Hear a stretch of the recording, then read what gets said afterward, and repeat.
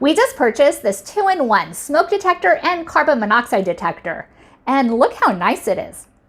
It is also very easy to assemble because all you need to do is drill 2 screws, and they've also provided the anchors as well as screws too. And it is also very easy to work. All you have to do is twist it off, and it already comes with a 9-volt battery. However, it is in plastic, so you're going to have to remove it first. Okay, now we are ready to install the battery. Now pay attention to the negative and positive charge. And now we're going to put it, there it goes. And also be aware it may be noisy, so don't get startled. Now we are ready to put the faceplate back on and twist.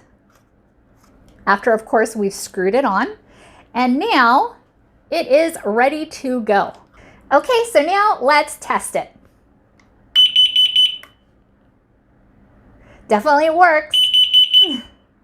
We definitely recommend you having this in your home. It is essential.